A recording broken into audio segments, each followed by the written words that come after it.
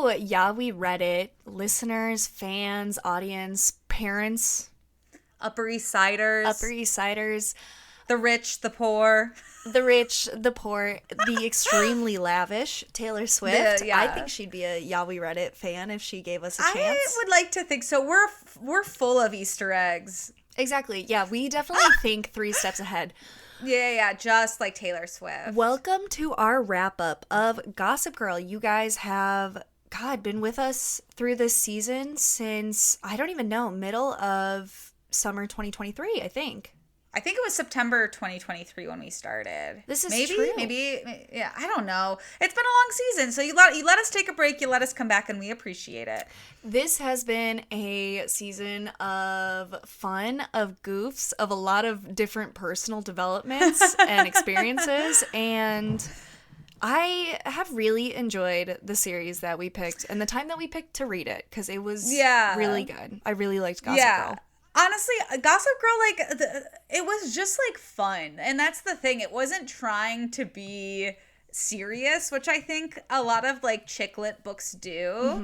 Mm-hmm. Especially the girly, YA books. It's they're always trying to be so serious. But the fact that it's so willingly, leaned into the ridiculousness of it, I was so along for the ride.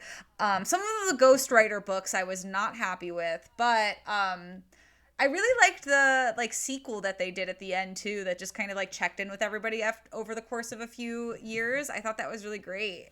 And I know that I brought up the Cut article that Cecily Von Ziesgar had talked about earlier, but obviously this series was kind of born from witnessing her own lifestyle. She grew up around her peers who went to school like this, and most of our book series, I would say, that I classify in the hot girl genre. We have the dystopian girl genre, war girl, and then the monster books, and then this is hot girl books. And that's the trifecta of YA. Sometimes they try to have a message in having bad characters, and you just want the bad characters because bad people can be human too as well. Yeah. It's not like, you or I are going to be rich. We're not going to ever live this life. But they have human moments within Gossip Girl that were so much more relatable than I would say the Click or the Private series. You know what? That's such a good point, Meggie, because with a lot of these girly books, they really try to do this whole fish out of water, rags to riches thing. And the fact that Gossip Girl opens and it's everyone's at the same level, have fun. It really it was just, again, I really liked that kind of not usualness that we were so used to with our other girly books that we have read. I agree, because the Blair-Serena friendship, and that is a trope that is mirrored in a lot of places. I mean, the first thing I can think of is Jennifer's Body, that level of competition. There is an innate competition between women growing up when you have a little bit of internalized misogyny that you haven't worked out that pushes people to be mean. And I think that is what was missing, at least in the Click. I feel like the girls in the Click were pretty vicious. For me, is that it didn't seem like there was much motive. They were competing, but there weren't any driven... There's no stakes. No stakes. Yeah. And Blair is insecure. She always feels second to Serena. And Serena, as two-dimensional as she is almost revered and loved at such a level that you always have to maintain that level. So she's always wanting more. And I thought it was very relatable from both girls' perspectives. Yeah. No, the things that Serena and Blair would be up in arms about felt very normal people problems. Some things not so much, your boyfriend stealing a yacht to avoid hanging out with you. That's a little bit, but at its core, the message could ring true. Yeah, I think that there was so much humanity poured into these people who were not objectively good or bad, but I would say lean towards being bad. And then also, I'm sorry, but I had told you before, I would look up the dresses that they had, the way she described visually the world. I remember one book where Vanessa goes and shops in Victoria's Secret, And it felt like I was shopping there like in middle school. I was like, oh Yeah. my gosh, I didn't even know half the names for some of this stuff. Yeah. Yeah, that's such a good point. No, the world building in this is so digestible, and I think that's like the what rings true to this series is like again, it's just very snappy. Like I think the fact that all the books are less than 300 pages except for the final one, and they all just like you just breeze through them, and then it's just like, oh, what a fun little tale I got to read. So, what were some of your favorite moments, I would say, from the Gossip Girl series? We'll start with that. That's a really, really good question. I think I really liked the plot line of when Dan and Serena were dating and going on college tours, and they got swept up by Nate and his friends. I really liked the plot line of just Dan being so stalkerish towards Serena. So those early book moments were so fun. I did think the stepbrother romantic plot line was absolutely insane, and I'm surprised it went on as long as it did, but I had fun reading it. Does that say more about me or the author? I don't know. I mean, I told you she loved like the Flowers in the Attic series, and then she referenced it at some point. Which we gotta read. We do. And gosh, what else? There were so many. Because there's so many just like dumb little moments that are fun. I loved the whole like Elise having a crush on Jenny. That was such a fun like little plot. Yeah. Yeah. What about you? I did love when you brought up Dan and Serena. That whole dating plot line was really fun. I was so glad they went back to it too. Oh my God. Yeah. Cecily really leaned into the bits early on because when he's telling Zeke that Serena is his girlfriend and he doesn't have confirmation yet and he goes to shoot a basket and he misses it. Loved that. I loved Nate thinking about getting a burrito while Blair was crying. He loves his burritos. What can we say? He was just like, when is my girl going to stop being emotional? And I think that the book that I had the most fun with, I would say, was when, for some reason, like there's no discernible moment for me, but when they went on that ski trip to Sun Valley for spring break, I thought that was very fun. I think if I could, I would have loved to see a side universe of Eric, Serena's older brother, and Blair having a bit of a longer fling. I really, like, yeah, I'm glad you mentioned that because I feel the exact same way. I really wish they did, like, fully hook up. I wish they did have a little fling. I kind of wish it became, like, I wish there was more of, like, more of a love triangle, and by that, more triangles. Like, I would have loved, like, the way Nate is contemplating Serena and Blair, for Blair and Serena to both have that other person that they're comparing Nate to, like, not even like entertaining, like actually like I don't know who I'm gonna pick. I think like adding more drama with romance would have been amazing because I felt like initially in this series they didn't really push this whole love triangle. It was like very clearly Nate and Blair, and he always thought Serena was like pretty and he lusted after her, but it never felt very deep.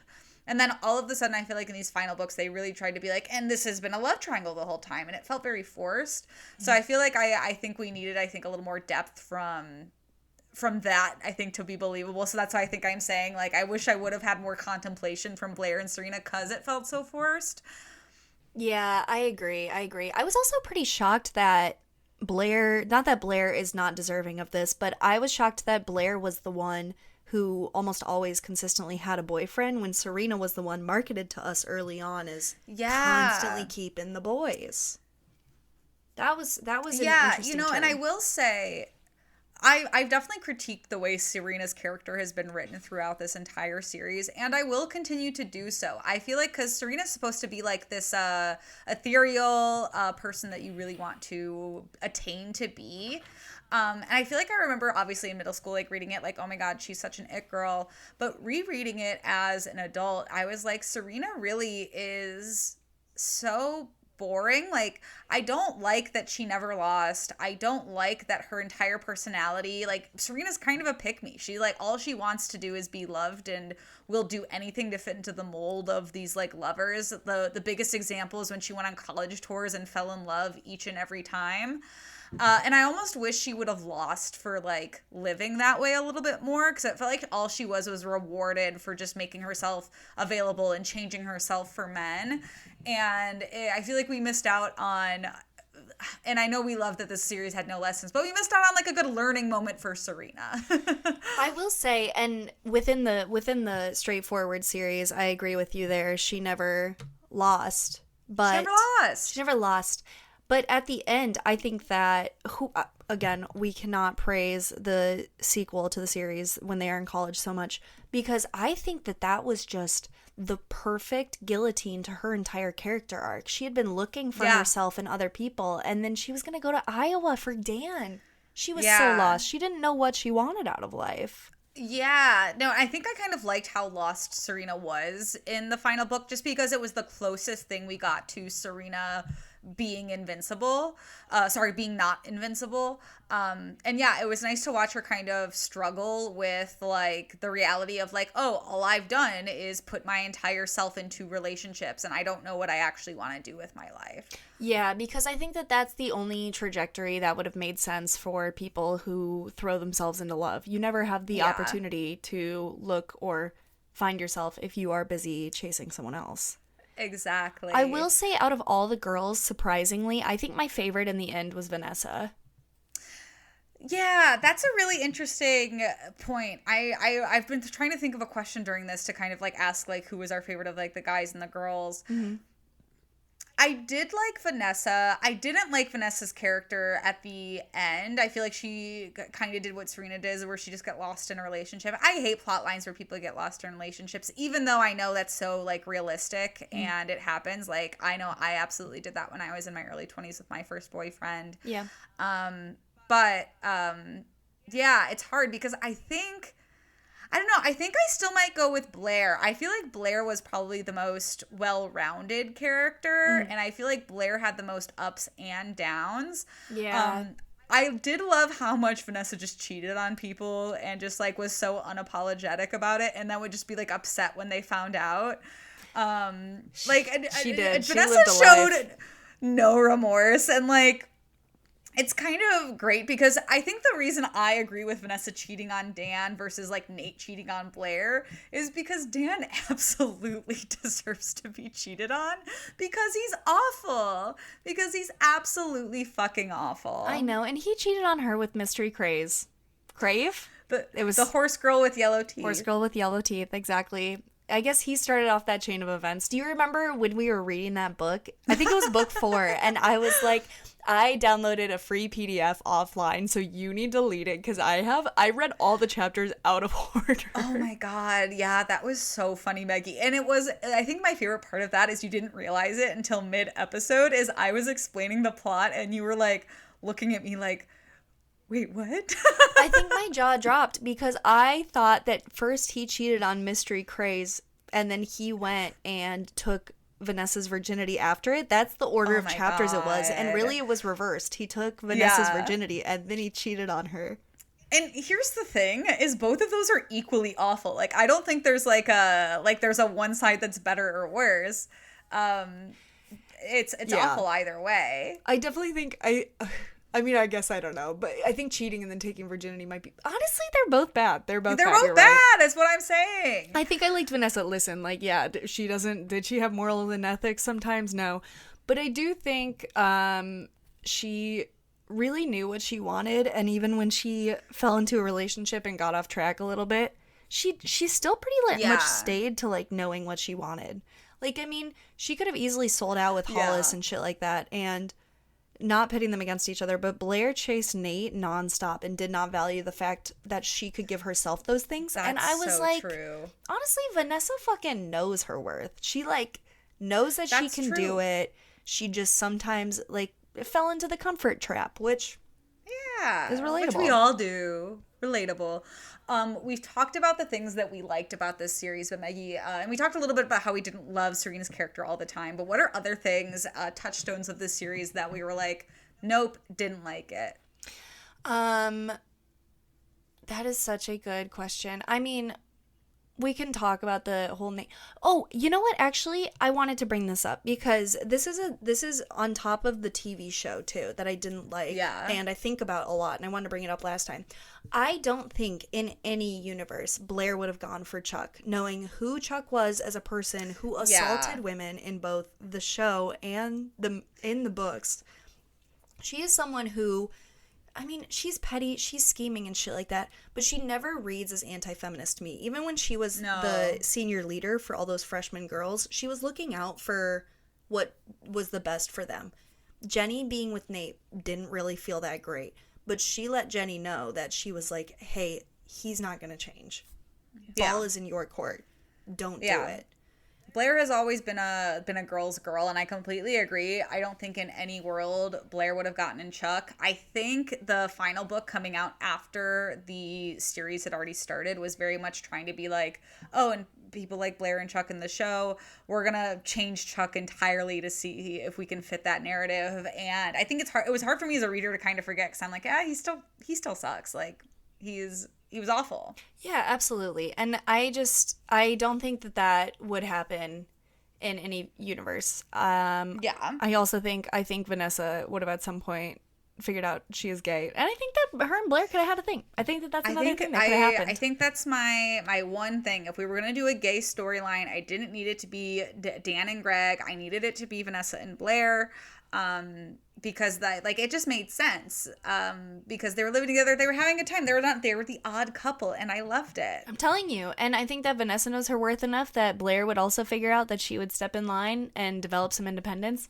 I think that could have been a thing. It could have been fun. It would have been great. We would have loved it. What are some things in the series outside of the Nate, Serena, Blair triangle that you found fault with, or might have changed, or didn't see as happening? I think early on in the book, the sexualization of Jenny as a 14-year-old was very weird. She couldn't be mentioned without talking about how huge her boobs were, which, like, at a baseline, hilarious. But when you realize she's 14, less hilarious. It just is kind of like, why are we objectifying this child? And I also don't think I loved that, like, Jenny as this child was put into so many adult situations, like dating people that were older than her, like hooking up with the band of, like, the raves and things like that. I was like, she is literally a child. We shouldn't be writing this. So me as an adult, that definitely made me just be like, whoa, whoa, whoa. It did feel like one of those projects that an artist starts because they're like, I have a lot of good jokes. The platform of this, the plot, the structure of it, I can do this and have a lot of good jokes. And then at some point it feels like Cecily fell into these characters and rounded them out to still include jokes. But then there were plot lines that were genuinely like, oh, this, I could see this happening in high school. Exactly. And this is a complete side shot, but I have to take it because otherwise I'm going to forget.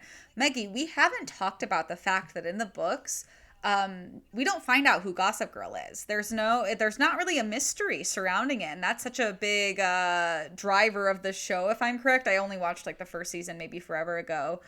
We find out in the series that Dan is Gossip Girl, but, like, there's never any reveal in the series. It's just like Gossip Girl is an overseeing god that just kind of tells us what's up behind the chapters that we don't see. I was reading an article because I was reading a lot of art. and they do, folks. Because we had read the sequel to everything last week, so I was reading an article, and Cecily wrote that she was supposed to be Gossip Girl, just the narrator was, which I found pretty fascinating. That's interesting. And also, I think that if you're the author and you're going to interject, I really didn't think it was needed. Mm-hmm. I did think that Gossip Girl was an interesting tool, because if the narrator is saying she is Gossip Girl, it's like a cliff notes to every single chapter and what is happening so you can keep along. And the people within the world, it was hinted at that sometimes they were emailing in, but they never talk about who Gossip Girl is. And sometimes in the show, there's really high stakes where they're like almost going to catch her at graduation. They're almost going to get her at Serena's birthday party. Yeah. And they never addressed it as a problem. But I would be pretty stressed if an anonymous person knew everything about me. Yeah, no, it would be insanely stressful if I was like, why is Gossip Girl always writing about me? But I do think it's an interesting kind of device if it's just like Gossip Girl's strictly a narration tactic and it's not meant to be a who is it, especially because that's how really the chapters are written too. Like there's little comments like after things happen, like it'll be like, Blair did this, what was she thinking? Which I thought was an interesting writing style too, because you don't really get that a lot in books. You don't get like a, here's what's happening, but also here's what a separate voice is thinking about it. It's almost the antithesis to the Pretty Little Liars series, because they interact with the omniscient narrator, who A is and who's A and all of that. And maybe that's because A is legitimately posing a threat and going to blackmail them and ruin their lives. Yeah, I guess there's not enough like murder in Gossip Girl, and the stakes are very much just like you get cheated on, maybe you do some drugs, hook up in a bathroom. Unless it's the psycho killer one where Blair and Serena I are would killers. be interested to read that at some point. I'm so interested that somebody did like a fan fiction version of that was released, because I think that's such a hilarious take on this already pretty like goofy series. Yeah, I agree. Yeah. I agree. I could honestly see, okay, out of all of the characters, who do you think would be I think Blair would be an incredible serial killer. I think Blair makes the most sense. She's the most calculated. I don't think Serena could be. She's messy and not that smart. And I think Vanessa would be like the obvious choice because she's goth, or Dan because he's the obvious stalker. But I feel like Dan is too messy and doesn't watch his tracks. Like Blair is very poised, and Blair is very much like on top of her shit. So I agree with you. I think she would be the best one. Nate would be ranking him. Nate would probably be the worst. Oh, for sure. Because he's high all the time. Serena's the second worst. Vanessa's pretty, then it's Dan, who he would fumble so quick. He'd get caught. I guess Vanessa would be okay, but I feel like she's just an obvious pick. And then I would put Blair at number 1. I agree. I would think Blair would marry Nate for access to the boat to the Charlotte. Dump those bodies in the Hudson. Dump those bodies in. What if that's what happens in that book? I guess we'll have to figure out someday. I guess we'll have to figure out one day. One day more. I don't know. I love that we started talking about the serial killers, and then I was like, okay, if we had to diagnose all of them, I think Blair would be a psychopath, Chuck would be a sociopath, Nate would be a narcissist, Serena would... she's not borderline. Oh, a sex and love addict. For sure. Oh yeah, she has an anxious attachment style, definitely. Dan would probably be schizophrenic. And Vanessa, I want one of them to have pretty well rounded. Vanessa secure attachment. That's her diagnosis. Nailed it. And if you think otherwise, definitely write into us. Please, because we love tell to hear the Gossip Girl neuroses, please. Do you agree or do you differ? But yeah, no, this series was definitely like long. I forgot what it was like to do a long series, because we spent like all of last year just doing like little bangers, like 3 books here, zipping 4 through. books here. Yeah. But yeah, it was definitely interesting to get back into like this is a marathon, not a sprint. And again, for a 12-book series, like I will say it like didn't hold up in terms of being good for like 2024. Like there's a lot of things that don't hold up. Like they dropped the R word PC a lot. wise. Yeah, they dropped the R word a lot. But I still had a lot of fun. I had a lot of fun, and I also can give flowers to an author who clearly did the research. I mean, on the front end of capturing a world that was so obsessed with brand and image. Yeah. I didn't know half the shit about the fashion. Like, this is a fashion book, too. If you wanted to know fashion in the early 2000s, fucking reading that, I learned so much about clothes. Yeah. Because I just looked it up. I didn't even know half the words for, like, the cuts. Like, I don't know. Taupe? Nope, that's not what it was. I can't think of one. Chiffon? Maybe. Chiffon isn't a color, it's a fabric. I think they probably wore chiffon at some point then. Maybe, yeah. No, but I think that's so interesting because, like, in the Click books, like, they're dropping so many, like, brand names, and, like, she had her Motorola Razor and her Louis Vuitton and her this and her that.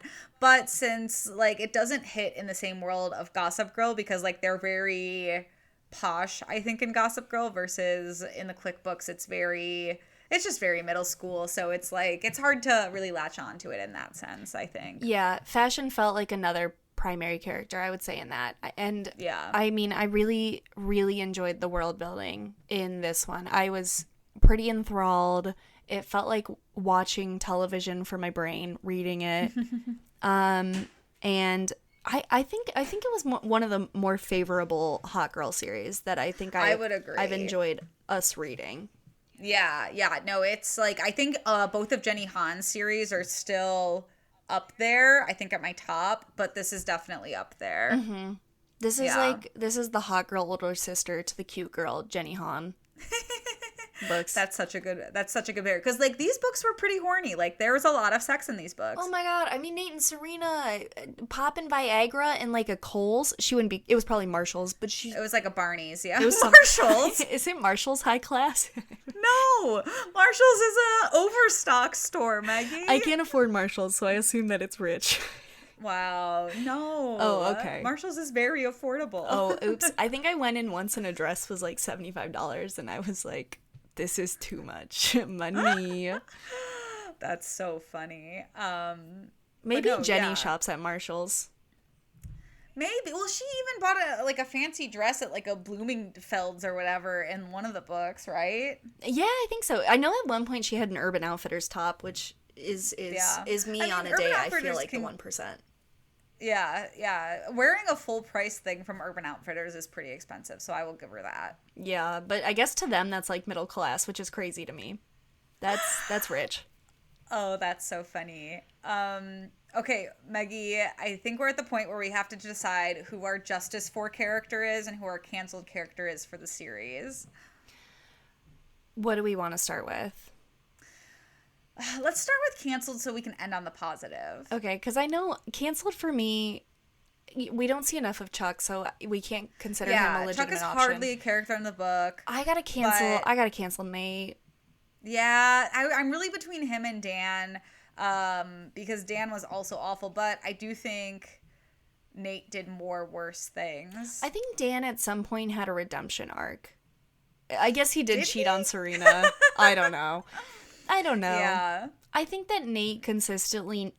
The thing is, okay, and I'm not defending Dan, but Dan would act out of his some accord that he didn't really know the moral ethics of it, whereas Nate constantly knew that he was pitting these two women against each other, and instead of reflecting for 2 seconds, he was just like, but maybe there is a world where I can have them both.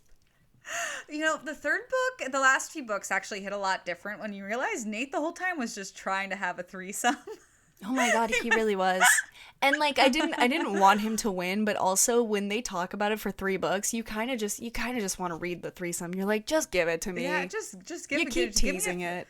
Give me a thruple moment. Like, I don't care at this point. You've just put in all this groundwork. We need something. Yeah, exactly. Yeah. Okay, then who's our Justice for character? Ooh. It's hard because nobody like loses a whole ton in this series.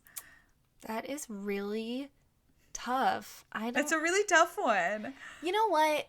I think I'll go with Justice for Blair just because I think at the end they hint at her getting with Nate, and I don't think she should spend a life constantly feeling second best. Yeah, I think I'll also say that Justice for Blair. I think Blair was giving into the narrative of like you never get over your first love, like that, like everybody says all the time, which is just so not true. You'll be fine. And I didn't like that that's what became from her, but I really feel like it was very ingrained in her that like that's how, you know, things have to be. So yeah, I'll agree with that. I agree.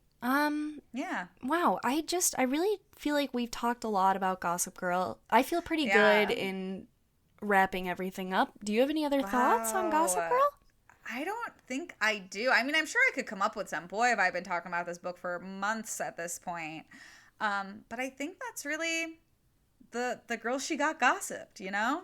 That is true. And I guess now is the part where you guys really tune in. You're like, what is Meggie and Laura going to read? What's happening next? Season 13. What are they going to read next season? What's going to happen? I hope you all have been placing your bets with your friends. You've been sports betting like on Yahweh Reddit. That's true. Hey, bet the over on us always because we're going to be high scorers. Oh, you guys don't even know what's going to happen. What's going to happen. Except we're going to tell you. I'm pretty confident that this is the series we're doing, but also I don't Yeah. remember. Oh, it is. Okay, cool. Yeah, you know what it is, Maggie. You should say it. Laura is giving me a little win because of the breakup, of the September breakup, and I kind of had my own montage of being depressed in the fall months, similar to a montage in this series, if you've ever seen the movies.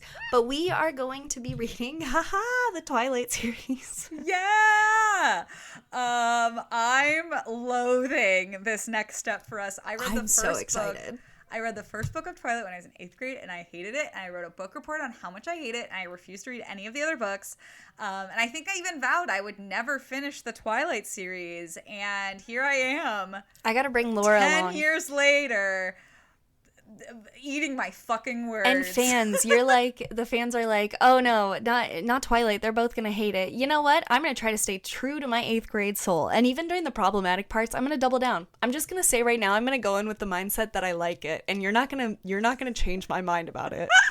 Maggie's going and raving about like the pros and everything. I can't wait for all that toxicity. Honestly, I think a palate cleanser for me, I need to get in the toxic mindset. I think I need a toxic situationship in 2024. Yeah. I need an Edward Cullen. Like this is a way for Meg, I think, you to just like entertain the idea of getting back out there.